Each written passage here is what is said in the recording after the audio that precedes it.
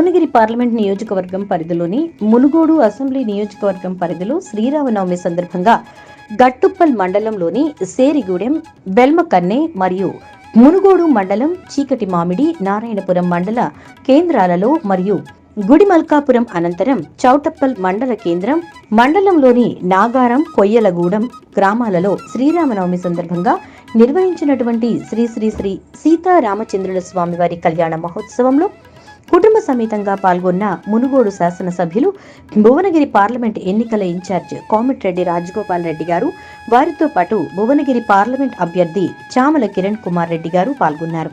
ఈ సందర్భంగా సీతారామచంద్ర స్వామి వారికి పట్టు వస్త్రాలు, తలంబ్రాలు అందించారు. ఆశీర్వాదం తీసుకున్నారు.